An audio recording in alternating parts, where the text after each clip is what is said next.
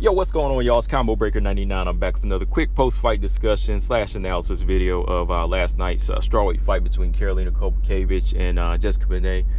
Not much to say about this fight. Not a great deal. I think we're probably going to talk about more about what's next for Karolina at this point. What she needs to do, which we talked about that a year ago with her. And in this fight here, it was hard to pick Karolina. I know there was a lot of people picking Karolina Kowalkiewicz to win this fight. I'm not a big Jessica Penne fan. Almost said Andrade, but that's not what it's about when I'm doing these picks. That's not what it's about. And I honestly had to say, Jessica Penne has the tools, had more tools going into this fight against Karolina Kowalkiewicz, and I knew that what it was going to come down to was Jessica Penne executing her ground game early on. I saw this happening.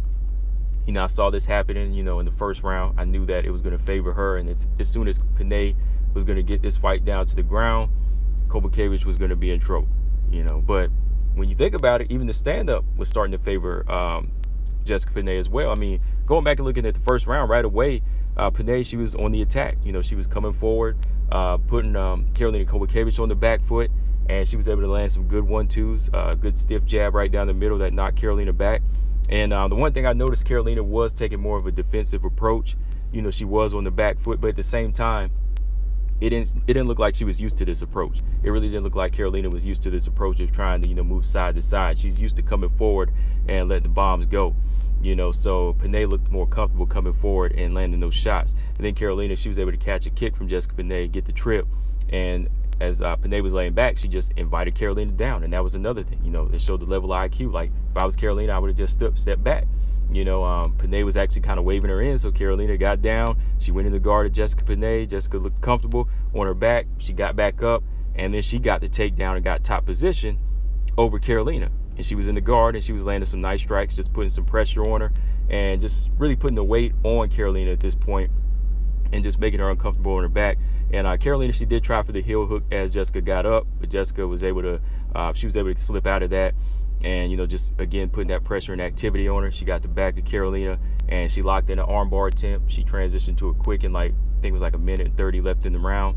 And from that position, she just held on to it. I mean, Karolina, shout out to Karolina, she was fending, man. She was fending for her life in there, because she was defending it for like a good minute. She tried to pick Penne up and slam her, but Penne was not letting it go. And I was like, look, this is just elementary to Penne at this point. This is her jiu-jitsu. She knows this type of stuff. So she held on to that armbar tight. She wasn't letting it go. Finally, she laid Karolina back. Karolina tapped. So I was like, yep, this was what was going to happen, man. So going into this fight again, like I said, Karolina Kowalkiewicz, she's just faced so much. She just faced so many hard losses, in her career.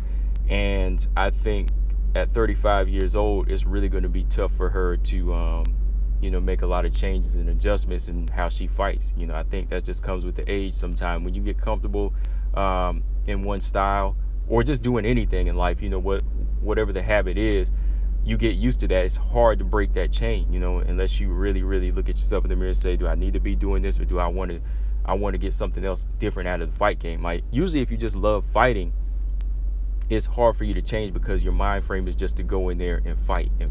But if you want to become champion, I think your mind frame will say, hey, this is what we got to do to be a champion. This is what we got to change.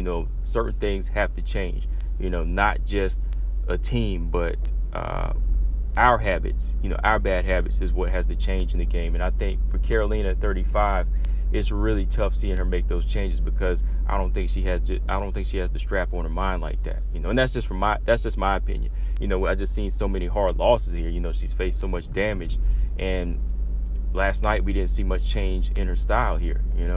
She did try to take the back foot approach, but it just didn't look like it was working for her. Penne was just so much more sharper on the feet, and like I said, her ground game was just levels above Karolina. As for Jessica Penne from here, it's still hard to say. Because, she beat this level of opponent who's seen better days. And in my opinion, I still think the young prospect in Lupita Benitez got a unanimous decision over Jessica Penne. That's how it should have went. I felt Lupita Benitez did beat Jessica Penne, going into that fight. So from here, for Penne, I think, names like Jinh Yu Frey, When you hear names like that, Jenny Fry, Cheyenne Bays, those are good matches for her, you know, because I still need to see what she offers to try to get back into the top 15. But yeah, guys, let me know in the comment section what y'all thought of the fight. What does Karolina do from here? I think she should hang it up. I mean, she's already, like I said, faced some serious damage in her career, and she's married now. Like, you know, go ahead and just settle down and chill. You know, 35 years old. That's the time you want to stop fighting and just kind of enjoy life, guys. But yeah, guys, let me know in the comment section what's next for Jessica Penne. Combo Breaker 99. I'm out. Subscribe. Peace.